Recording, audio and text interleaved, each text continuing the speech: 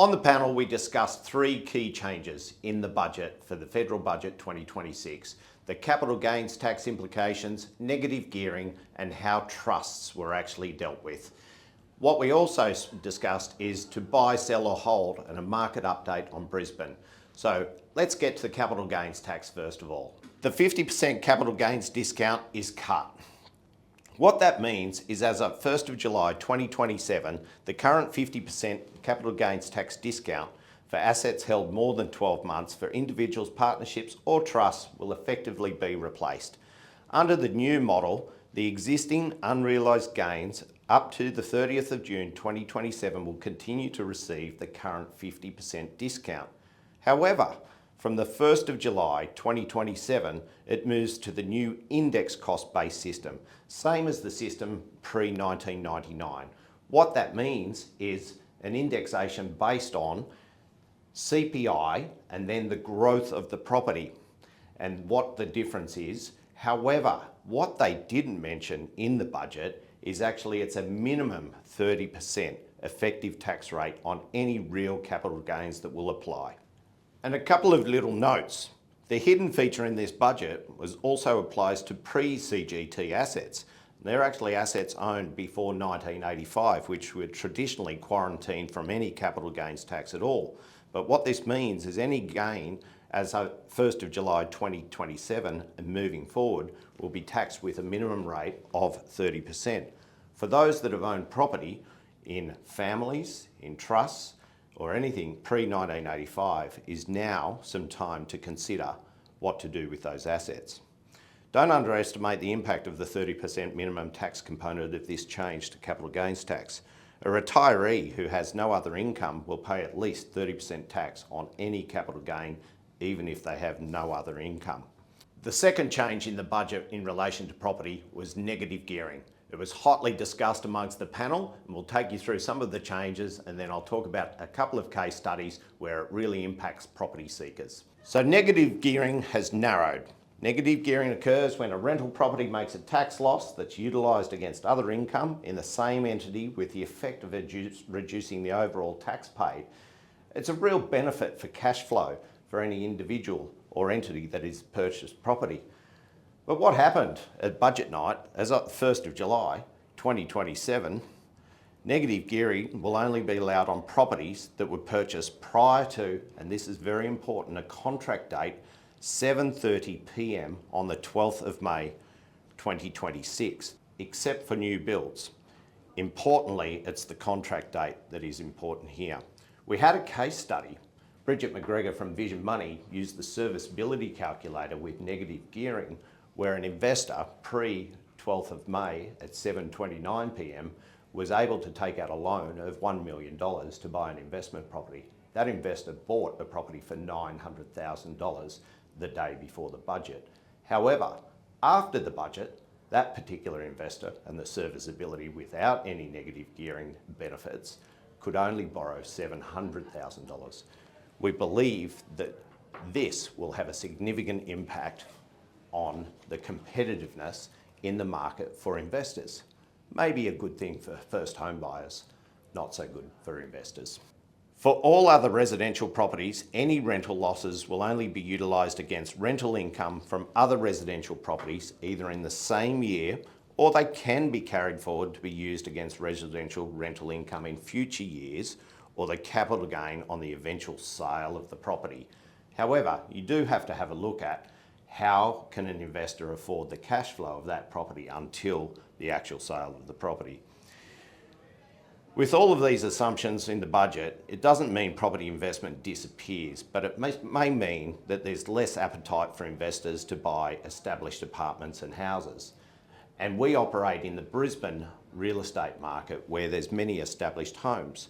So these investors may be looking further afield for the newer investment properties to take advantage of the negative gearing benefits. Stronger investor demand for new developments, which there's very few of in the inner city, and there'll be a greater focus on rental income yield over capital growth. There'll be more use of company structures to invest and increased importance on debt strategy.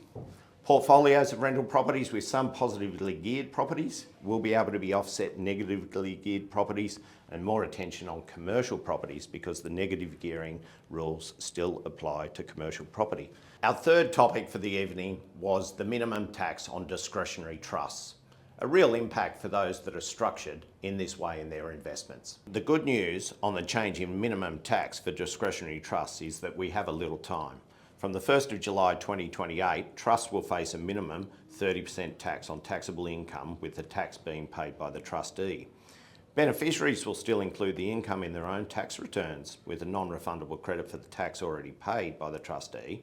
But the emphasis is really on the non-refundable, because this means irrespective of who you distribute the income to, even if their individual tax rate is nil, their effective tax rate will be 30%.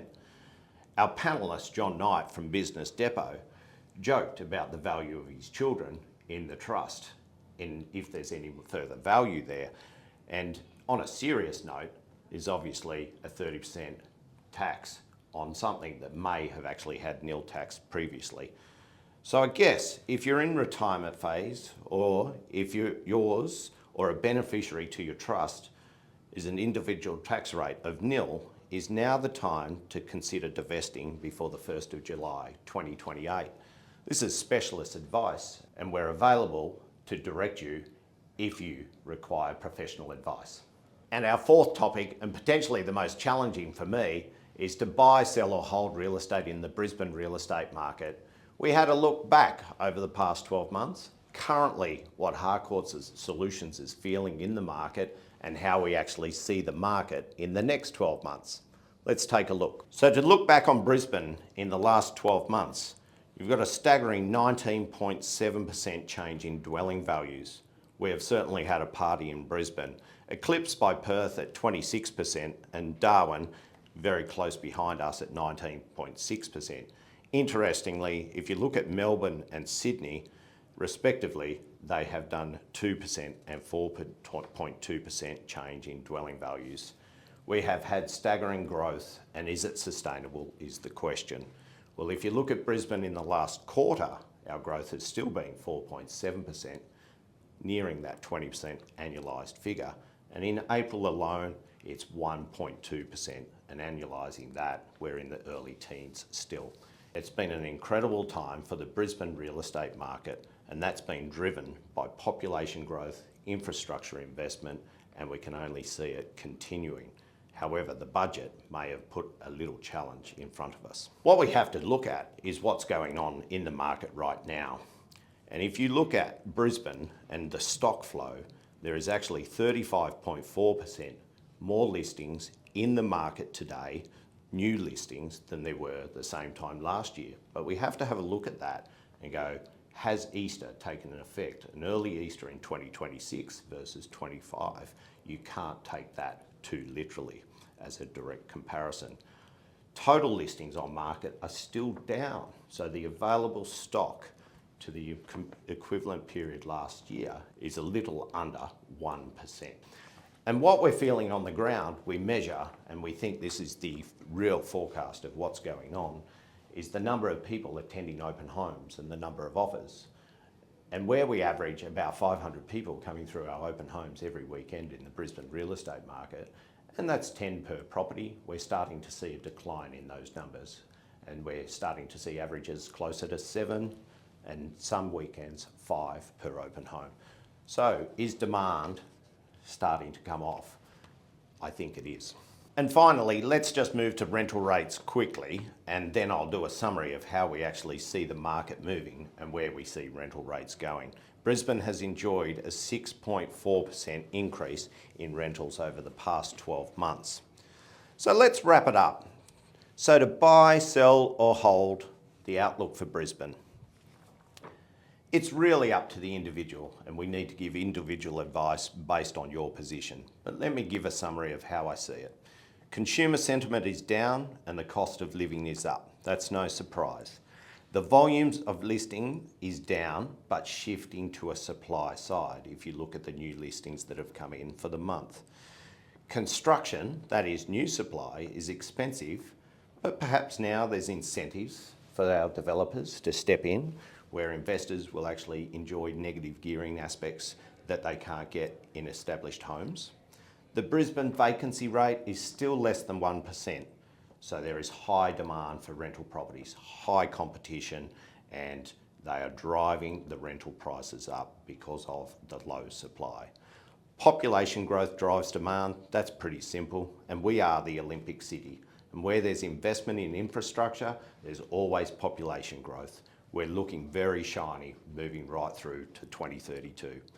Job confidence may not be as high as last year, and it may have diminished a little since the budget, but we're still bullish on rents, and maybe even more, because what we see is that the investors will now be further pushed out, and for the rents on established homes, there may be less choice.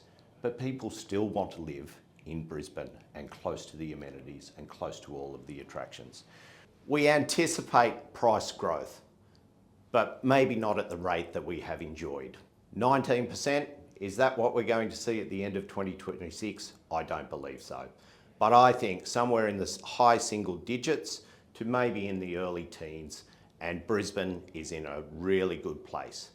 Now, all of these factors, given the budget and given the consumer sentiment, the fundamental is we just haven't fixed supply.